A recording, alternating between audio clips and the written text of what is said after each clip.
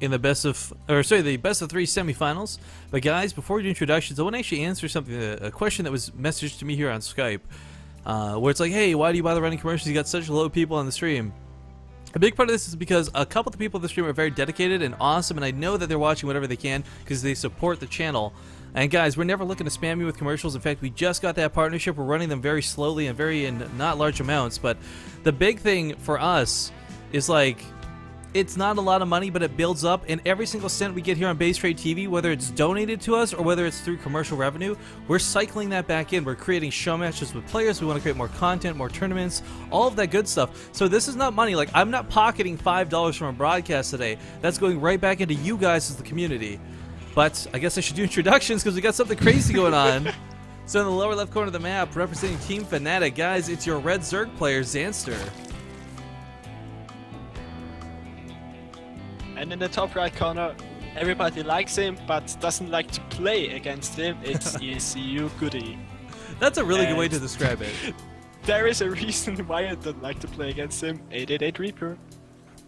Now this is actually a little bit funky though. I feel this is one of the easier all-ins to hold off. I mean, it's not, well, I shouldn't say easier. It's not complicated, I think would be a better way to describe it. Because Reapers are really limited on where and what they can do. Some really well-positioned queens. I mean, you take a look at Derelict Watcher. There's so few areas you can get up into the main. If Goody shuts down the natural, that's for sure going to happen. But if Zanster knows what he's doing, he plays his cards right, Goody should never move up into the main. By the way, did Zanster scout it? Did you know that? Oh, he's yeah, going he to just scout saw it now. Yeah. You see the Reaper coming out, and let's see how he reacts. Because I don't play all that often against 888 Reaper. Goody with a bunker, very boldly. Alright, you scouted me, I'm not going to try and be coy about this. Now the hatchery might even be cancelled. Some players will leave this up with the intention of cancelling it, but of course they want to buy as much time as humanly possible. I kind of feel leaving the hatchery alive is a lot better than not. It doubles your queen production, and also provides another place in which you're reinforcing from. But with the bunker here, it's going to be very difficult to maintain this hatchery. What's your response to this scenario? How does Zervas deal with this? I don't know, man. I lose to it. No, but oh, very nice extractor trick. But really I sick think build if he gets a bunch of cancels. circlings out and like 2 queens, you can kill the bunker because Reapers blood. have pretty low DPS, so you can definitely just make 10 circlings and kill the bunker. But he's losing some drones. 2 already. It's 2 though, yeah. It's not been too many, but he's doing a great job of maintaining this.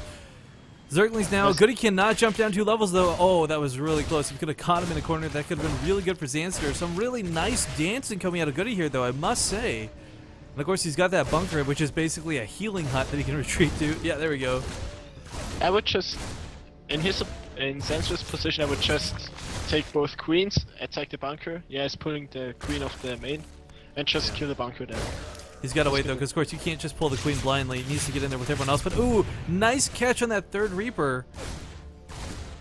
But okay, here we go. He should be able to bust this. As you said, Reapers have very low DPS. Oh, so close to the drone. He should make a spore crawler. Oh, okay, good. He decides not to kill the drone. It's okay. I was going to salvage this right away. The really nice thing here for Goody guys, you might think like, well, he didn't kill that many drones. Was this really worth it for him? And he's not exactly killed a lot of drones, but so many were forced into lings that are never going to push across the field thanks to this wall that Goody has. So, in essence, well, I was going to say, in essence, this kind of worked for Goody, but it definitely didn't do the damage I think he intended it to. I think Zanster is in a pretty good position because Goody has to lift up his barracks, so no more barracks units for like 1 minute, and he doesn't have a command center yet. And he has to make Hellions now to spend the rest of his gas, and yeah. Only now starting the CC is pretty late. Yeah, I agree. Goody's definitely going to be playing from behind. That's the risk you take anytime you go for an early aggressive build like this. But I'm just saying, he's not out of the game. Because there are some players where, like, when you lose those Reapers, then you're certainly out of the game. You've got nothing to stop the Zerglings from marching across the field and busting through your base. But ooh, is Goody going to follow this up with a Banshee? This would be really sick if he does. But I think, oh, never mind. I think this is just going to be double one barracks. base. Yeah. One base play. Interesting. We don't see that too often.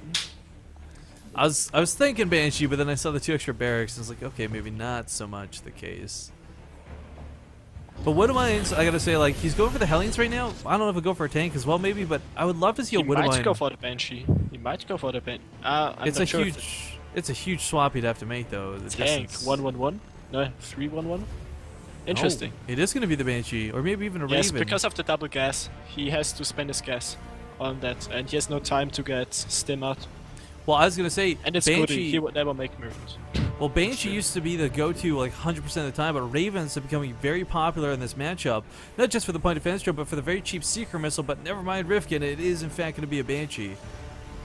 And that's okay, the Banshee works just as good, in fact, probably better than Ravens. I was just explaining the alternative of the cool things that come out of this. But, man, Zanster taking a third base behind this. He's got a lot of creep spread going. But he doesn't know if Goody has a second base in his main. He couldn't scout yet, and he will not be able to scout the starport because of the Marines in Goody's base. This is it's not just Banshee, but this is going to be Cloak Banshee too, so this could be really cool. Goody putting a lot on the line here to risk this build. If Zanster just holds this, he pretty much automatically wins the game. And I gotta tell you, Zervas, I'm rooting for Zanster because I want this to go to game 3. Oh yeah, same. I'm always rooting for the Zerg. Not always, but oftentimes. Stop the Stefano joke going on. I see in chat. Also just like, You're never gonna live this down, man. You're gonna be forever now Stefano, like version 2.0 or something. That's okay. But okay, a couple tanks out. I mean, these are gonna stay siege defensively until he's ready to push. My big question is, does Goody pull SCVs with this? Some Terran players, if you're gonna go for that all-in, you know, you really go for that all-in. And when if your opponent doesn't have banelings, the SCV pull is actually incredibly powerful. But of course, that cuts off your reinforcements, means there's no falling back from this. So we'll see if he does go for that, or if he'll just stick with a very typical regularized all-in and try and still maintain a small amount of economy behind it. Oh, and Sancho sees it now, and it's like, what the hell are you doing? Yeah, who plays one base anymore? Like, this is so out of the ordinary coming out of Goody, and looks like Stenama move. he's gonna pull some SCVs, but it looks like not all of them actually. Yeah, he has a good exaggeration in his main, so he can still reinforce with tanks and marines. But no more banshees, I think. You know, the timing on this is going to be great. The Spire just completed, but he's going for the flyer attacks. He's got a Banling nest on the way. He doesn't actually have a great way to deal with what's on the field, and those siege tanks could be very deadly.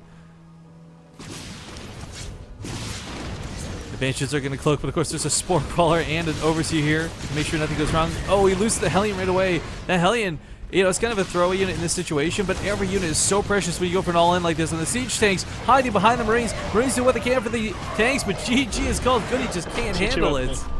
I think the decision not to build Mutas was pretty good by Zanster. Yeah, yeah.